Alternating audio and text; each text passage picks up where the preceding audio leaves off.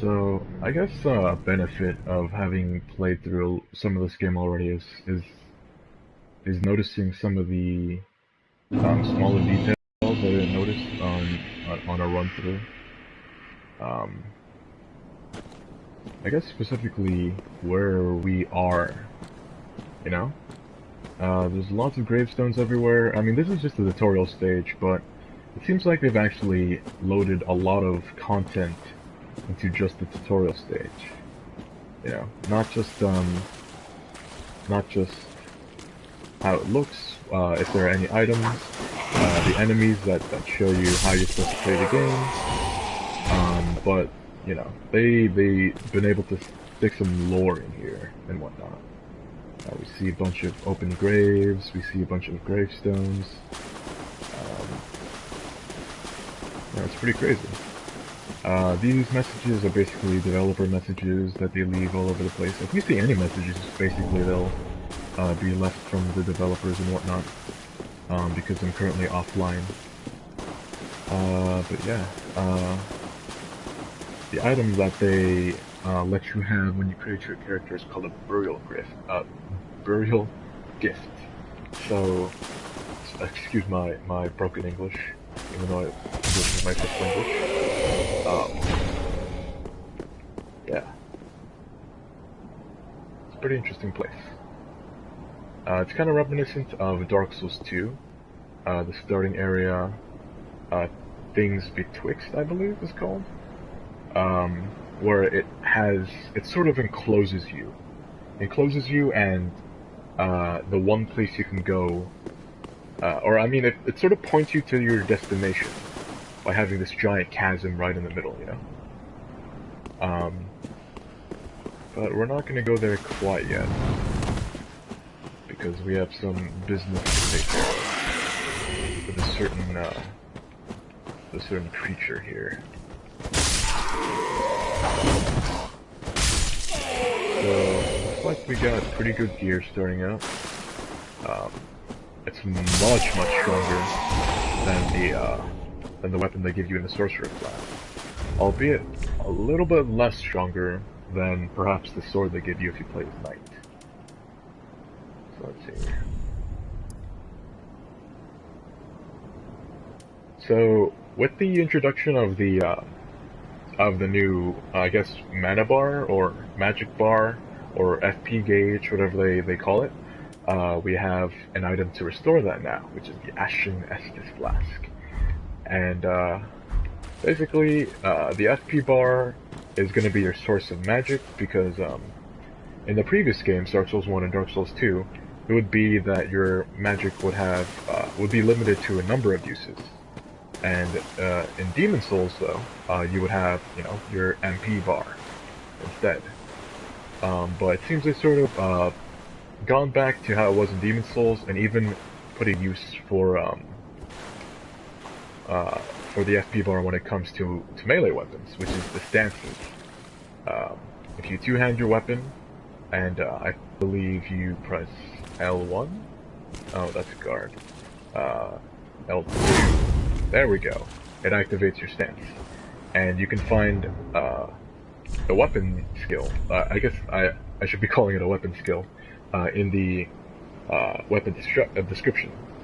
So it's War Cry. Let out a spirited war cry that temporarily boosts attack. And I guess similar weapons will have the same sort of weapon skill, but they really can differ, and they can be unique to even certain weapons you can get throughout the game. So this enemy over here is kind of tough, but I'm not sure how. But on my previous two characters, he died very easily. But we'll see how this goes. This creature right here is a ravenous crystal lizard. Now, if you played Dark Souls 1, you'll remember crystal lizards, or even Demon Souls. They're creatures that if you kill, you can get weapon upgrades and whatnot, and they run away from you and basically try and kill themselves before you get to them. And and that's how they, you know, kind of keep their treasures away from them and whatnot. So basically, oh wow, that did a lot of damage.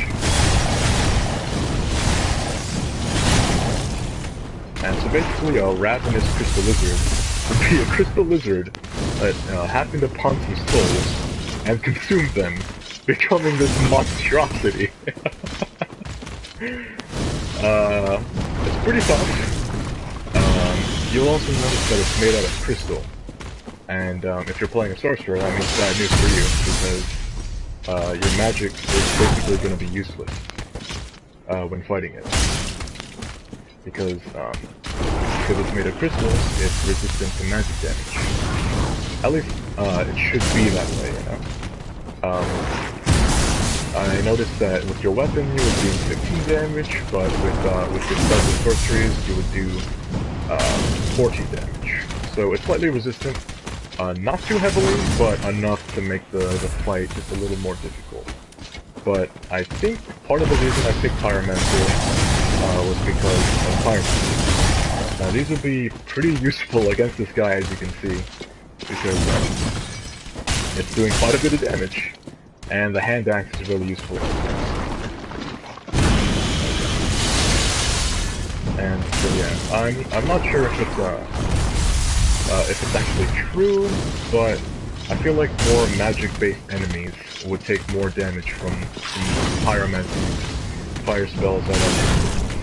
Oh, we got him on the ropes. So yeah, boom, boom, boom. Titanite scale. So yeah. Not bad, not bad. You stay down, wherever you are.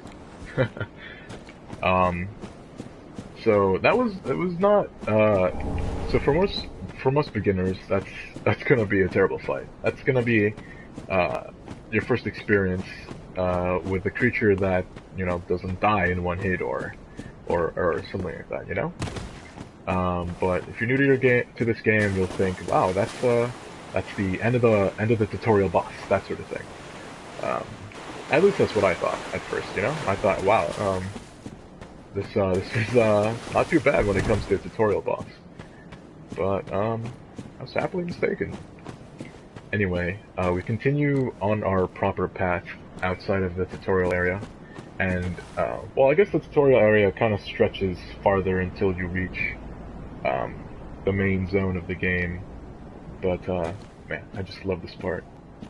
Wow.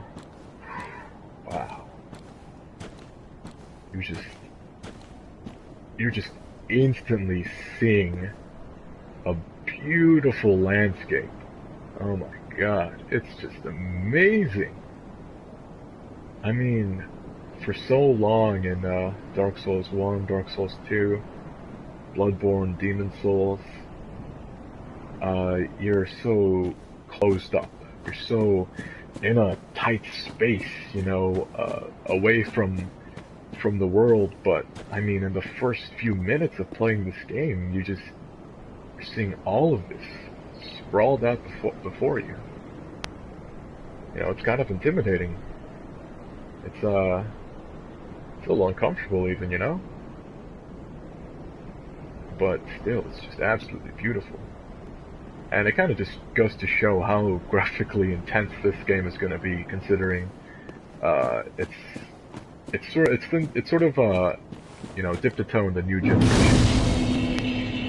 and that's really good because Bloodborne was such an amazing game, you know. It was still really good graphics-wise, you know, one of the most beautiful, horrific games I've ever played.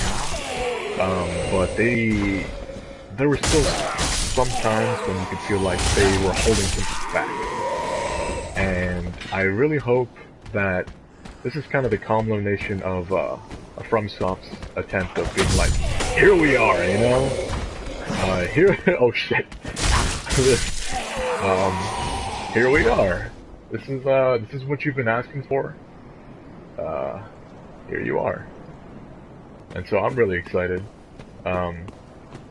But you know, like I said, I've played through some of it already. But you know, every time it still kind of gets me. Honestly, still gets me. Like, oh man, I can't even remember the old days. Like even then, it was mind blowing.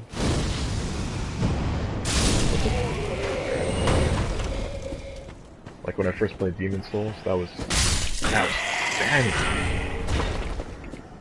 Like I haven't played many old school games, but I do have fond experiences of the time of my life before I got into Demon Souls and whatnot. Because I always feel like Demon Souls is a game that kind of really woke me up to gaming. Really, you know, it's kind of what established my world of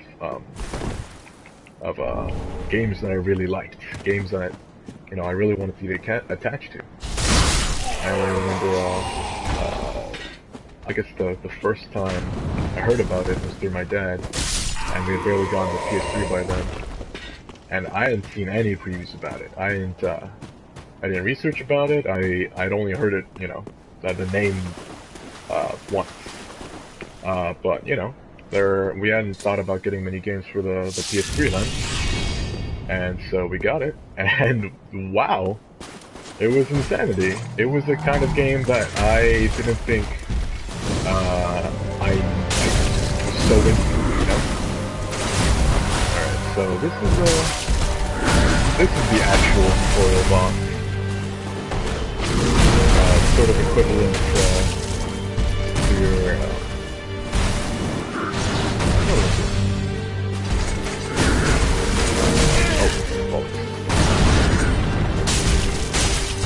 And come to think of it, Dark Souls 2 didn't actually have a tutorial boss. Oh, I'm getting all these ranks wrong. Alright.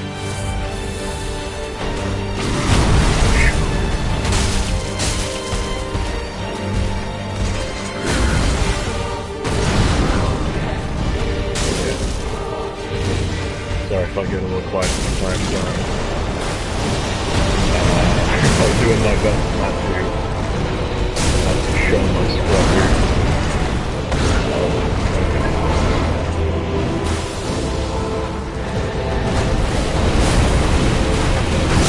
Oh, goodness gracious. Okay. Okay, easy to check. He's not fooling around. Okay. Oh. He's not fooling around. Okay.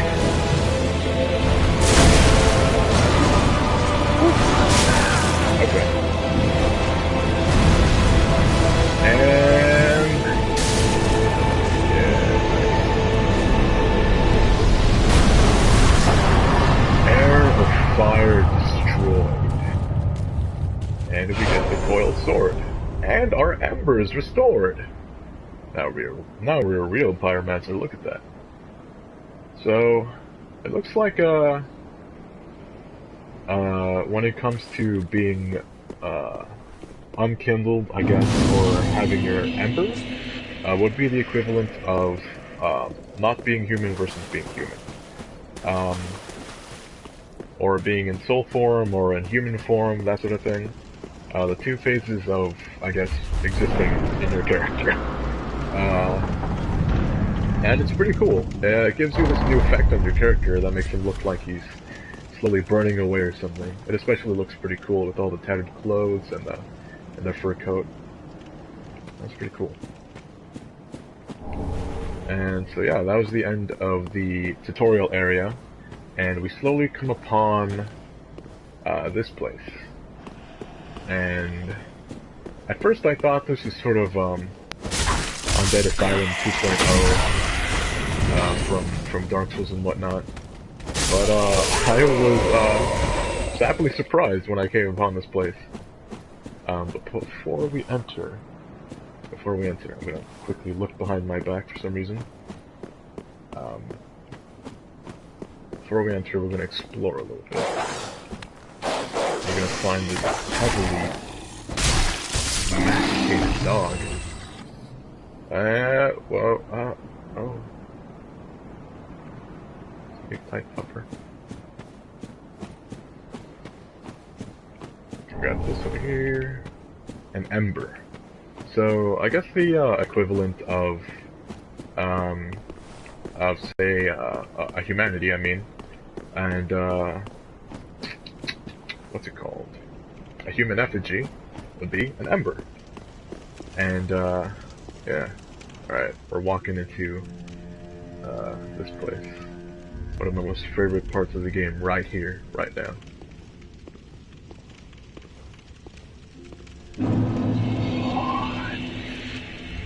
Firelink Shrine?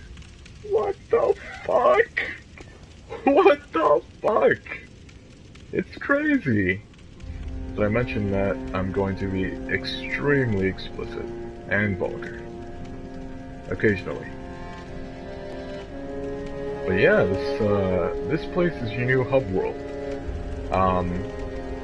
Straight off the bat, I'm getting vibes of the Nexus from Demon Souls, and the name Firelink Shrine alone is just blowing my mind right now. And who is this here? Welcome to the bonfire, unkindled one. I'm a firekeeper. Firekeeper. I tend to the flame, and tend to thee. The lords have left their thrones, and must be delivered to them. These thrones. To this end, I am at thy side. Is there a guy there already? Of course there's a guy there already. Sorry if you act surprised sometimes. It really does feel like a new experience to me sometimes when I'm playing through this. Ashen One, to be unkindled is to be a vessel for souls. Sovereignless souls will become thy strength. I will show thee how. Ashen One, bring me souls plucked from their vessels. Sure. Very well. Alright, so we're gonna just do a quick Then level. touch What? the darkness within me. Oh, I forgot. If you from these sovereignless souls. because I'm using a PS4 controller. I think if you hold a certain button, it'll gesture if you like wiggle the controller like a certain way. So we're just gonna go ahead and boost our intelligence very quickly here. Strength could use maybe a point or two. Faith, not yet. Attunement. How many spells can we use? Oh, okay. So if we boost it up by 2 right now, we get ourselves a second attunement slot, which is pretty good. Alright, level 14 right off the bat. Farewell, Ashen One. May the flames guide thee. So you're gonna notice that I make a lot of references to Dark Souls 2, Dark Souls 1, Bloodborne a lot, because it's the third of its kind. I mean, there's just so many things I noticed here and there after playing all those games and finally coming to this one. But there's gonna be a lot of new things I noticed too, a lot of new details that I've missed, and I'll point those out as well. But yeah, so far there's just so much I see from the previous games into this one. Not only because they make direct references, but I feel like they'll sprinkle it in there for some of us that have played through all of the games, or even just one of them, you know? A pleasure to make thine acquaintance. Like you'll notice that the model for this character over here I am but a humble handmaid of the shrine. Is a character model from Dark Souls 2. Weapons, armor, trinkets, and spells. I've lots of little things to ease the burden of a weary traveler. And yes, I'm undead too, but not so charitable as to give my goods away. Damn it. Ashen One, fetch souls and bring them to me. As is thy want? No? So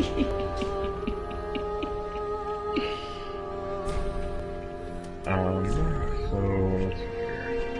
I also noticed that the menus now can be moved around with R1 and L1, at least while you're in menu. That means that you can't accidentally stab somebody while you're trying to purchase something from them, because if you played the game long enough, you'll have a habit of actually turning around while you're speaking to a character.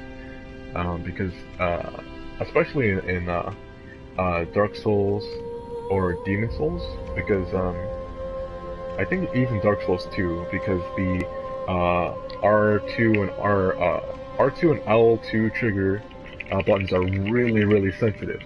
So you could be talking to them, buying items and whatnot, and wham!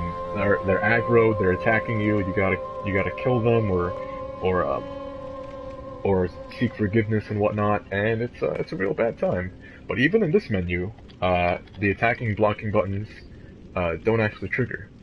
So that's a little tidbit that I like they put in there. Ashen One, be sure to bring more souls.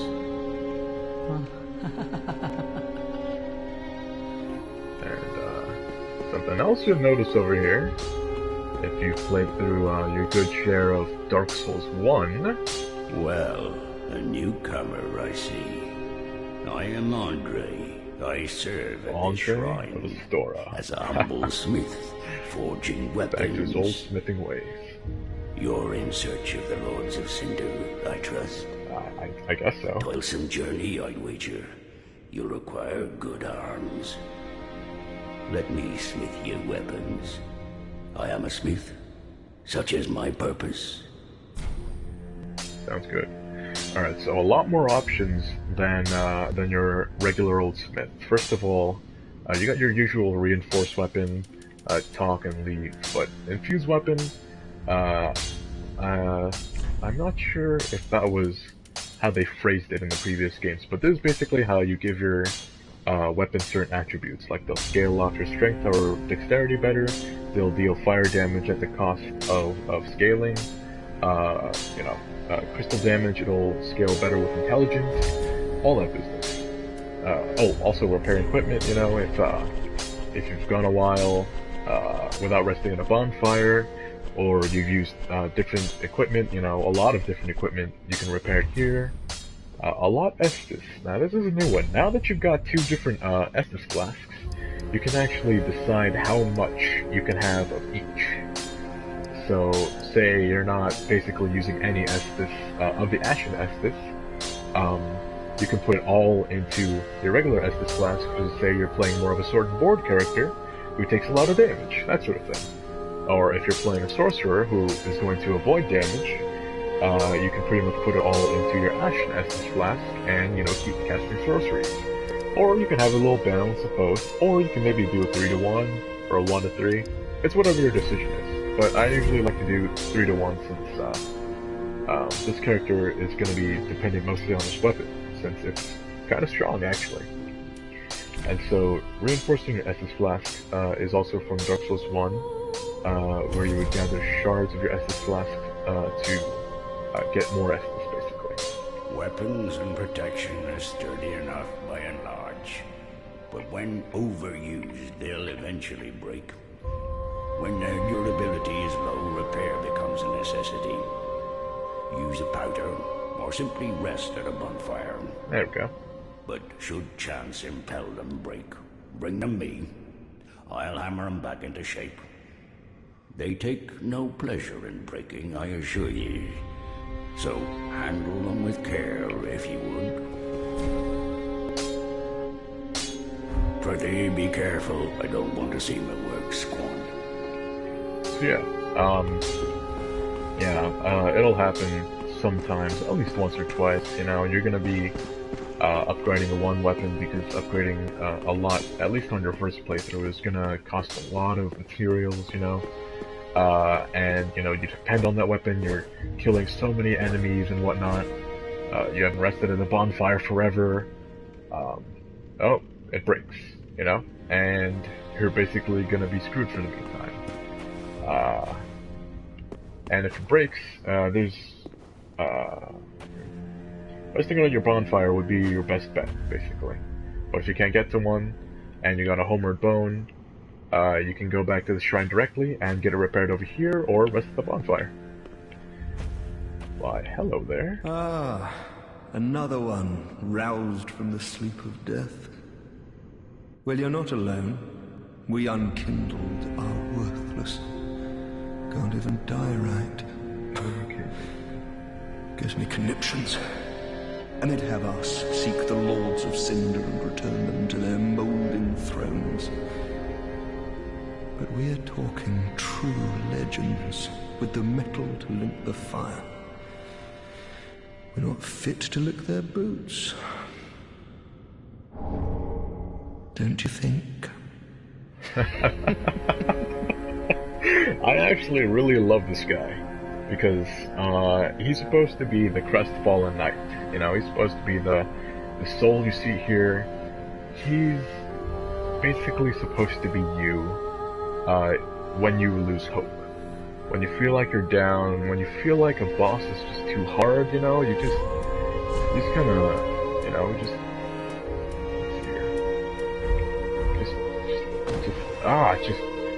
why? God damn it.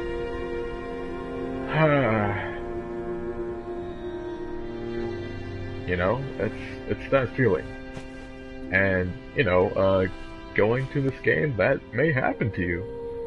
But, you know, when you see how he sounds, how he whines, how he complains, you're like, man, I don't want to be that. I wanna complete this game, man. I wanna do this. What a sick joke. Asking us to seek the Lords of Cinder and return them to their moulding thrones. This guy gives a significant amount of lore. Talking true legend. Alright, right off the bat, he sort of gives us an idea of what we are. We're unkindled. We are basically ones who cannot die. Ones who kind of like hollows, you know? We just cannot die. And basically, these are the thrones of ones who have linked the fire. Now, if you'll notice, he said Lord of Cinders. Lord of Cinders is a title reserved for those who are able to link the fire, which means traveling all the way to a certain bonfire, I believe, and sacrificing yourself to the fire so that you may continue the Age of Fire. And it seems like that's our goal once again, to link the fire. But it seems that we're not the ones fit to do it. We don't have that strength. We're literally the lowest of the low, even lower than hollows, you know? So we have to assemble those who have linked the fire and use their collective strength to link the fire once again. And we're gonna go check out one who has linked the fire right over there. And as you can see, we read the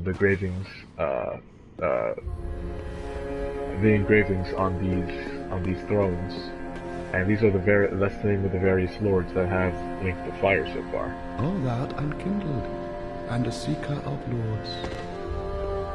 I am Ludleth of Corland. Look not in bewilderment as I say.